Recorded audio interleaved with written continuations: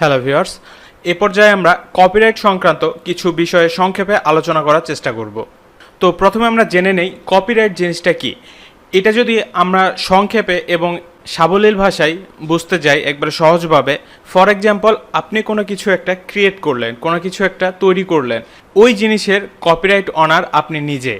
এখন অন্য কেউ ইচ্ছা করলেই সে আপনার ক্রিয়েশনটা বিনা অনুমতিতে ইউজ করতে পারবে না। যদি করে তাহলে এর এগেনস্টে আপনি লিগ্যাল অ্যাকশন নিতে পারবেন এবং এটি সম্পূর্ণ কপিরাইট আইন লঙ্ঘন করে। যেমন ধরুন, আপনি একটা প্রোডাক্ট চুজ করলেন, ফর এক্সাম্পল অ্যামাজন থেকে একটা ল্যাপটপ চুজ করলেন, এই সেম মডেলের ল্যাপটপ। তো এখন এই ল্যাপটপের একটা রিভিউ আর্টিকেল আপনি আপনার ওয়েবসাইটে পাবলিশ করতে যাচ্ছেন। সেক্ষেত্রে আপনি গুগলে সার্চ করে দেখলেন সেম মডেলের ল্যাপটপে অনেকেই রিভিউ করেছে, যেমন techradar.com এরা একটা রিভিউ করেছে। আপনি এখন ভাবছেন যেহেতু সেম মডেলের ল্যাপটপ, আমি ওই সেম ল্যাপটপ নিয়েই কাজ করতে যাচ্ছি, সেক্ষেত্রে অন্য যারা ওই প্রোডাক্টটা নিয়ে রিভিউ লিখেছে, আর্টিকেল লিখেছে, জাস্ট ওদের আর্টিকেলটা কপি করব, কপি করে আমার ওয়েবসাইটে পাবলিশ করে দিব। অনেকের মাথায় এমন চিন্তা আসতে পারে, বাট এটা কখনোই করা যাবে না। কারণ এই যে এই আর্টিকেলটা লিখেছে, এটার কপিরাইট অনার শুধুমাত্র techradar.com। আপনি ইচ্ছা করলেই এটা কপি করে পার্সোনাল কিংবা কমার্শিয়ালি ইউজ করতে পারবেন না। যদি করেন, techradar.com চাইলে আপনার বিরুদ্ধে লিগ্যাল অ্যাকশন নিতে পারবে।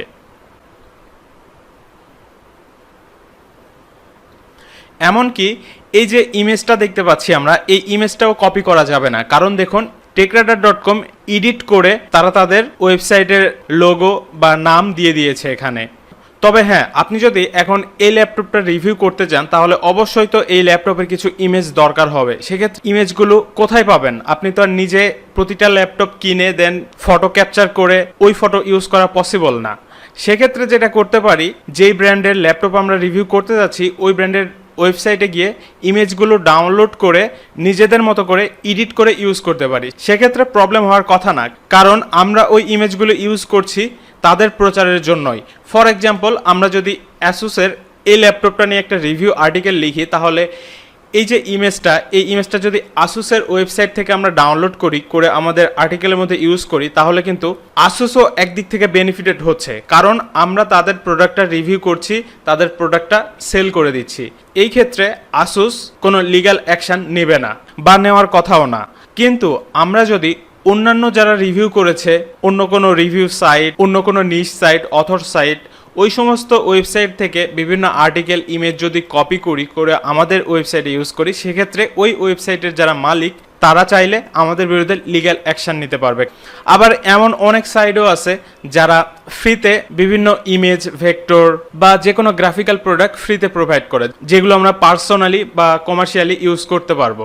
কমার্শিয়ালি ইউজ বলতে যদি সহজভাবে বলি, যেখান থেকে আমরা টাকা উপার্জন করছি সেটাই হবে কমার্শিয়ালি ইউজ। যেমন ধরুন, এই ইমেজটা আমি ডাউনলোড করলাম, করে আমার অ্যাফিলিয়েট সাইটে ইউজ করলাম, তো আমি কিন্তু আমার অ্যাফিলিয়েট সাইট থেকে ইনকাম করছি, আর্ন করছি, সেহেতু এটা কমার্শিয়ালি ইউজ হয়ে গেল। তো এরকম অনেক প্ল্যাটফর্ম আছে যারা কমার্শিয়ালি ইউজ করার জন্য অনেক ফ্রি ইমেজ বা বিভিন্ন এলিমেন্ট প্রোভাইড করে, কিন্তু হুবহু কোনো আর্টিকেল কপি করা যাবে না। এছাড়াও এই জিনিসগুলো কপি করে তেমন কোনো লাভ হয় না। এর কারণ হচ্ছে, ফর এক্সাম্পল, এই আর্টিকেলটা techradar পাবলিশ করার পরে গুগল বট সঙ্গে সঙ্গে এটাকে কিন্তু গুগলে ইন্ডেক্স করে নিয়েছে। এখন এই সেম আর্টিকেল যদি আরেকজন কপি করে পাবলিশ করে, দেন গুগল বট যদি এসে দেখে তার এই আর্টিকেলটা অলরেডি তাদের ইন্ডেক্স করা আছে, বাট এগেইন কেউ একটা কপি করে তাদের ওয়েবসাইটে ইউজ করেছে, সেক্ষেত্রে গুগল বট যেটা করে, যে ওয়েবসাইটে এই কপি ম্যাটেরিয়ালসগুলো পাবে ওই ওয়েবসাইটকে ব্ল্যাকলিস্ট করে দেয়। সেক্ষেত্রে গুগলের র্যাঙ্কে ওঠা একেবারে কষ্টকর হয়ে যায় বা র্যাঙ্কে ওঠাই যায় না। সো এই বিষয়গুলোতে আমাদের সতর্ক থাকতে হবে এবং অন্যের ক্রিয়েশন কপি করা যাবে না। এই সেম জিনিসগুলো ইউটিউবের ক্ষেত্রেও ঘটে। ইউটিউবে যদি আপনি কারো একটা ভিডিও কপি করে বা ডাউনলোড করে ওটা রিআপলোড করেন আপনার চ্যানেলে, সেক্ষেত্রে কিন্তু ইউটিউব থেকে একটা স্ট্রাইক চলে আসে। এবং যদি আপনি ইচ্ছা করেন যে আপনার কোনো কন্টেন্ট কেউ কপি করেছে, আপনি তার বিরুদ্ধে আইনি পদক্ষেপ নিতে পারেন এবং এর কঠিন শাস্তি আছে। ইউটিউবের কপিরাইটের অনেক রুলস আছে, যে রুলসগুলো আমরা গুগলে সার্চ করে জেনে নিতে পারি। অনেক ক্ষেত্রে ক্রিয়েটিভ কমন্সের আন্ডারে যে ভিডিওগুলো থাকে সেগুলো আমাদের পার্সোনাল বা কমার্শিয়াল কাজে ইউজ করা যায়, বাট এরও অনেক রুলস আছে, যে রুলসগুলো আমরা গুগলে সার্চ করে জেনে নিতে পারি। তো আশা করছি কপিরাইটের বিষয়গুলো সংক্ষেপে একটা ন্যূনতম ধারণা দিতে সক্ষম হয়েছি। আরও বিস্তারিত জানার জন্য গুগল সার্চ করতে পারেন।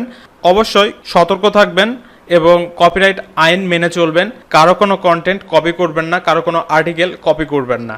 সবাই ভালো থাকবেন। ধন্যবাদ সবাইকে।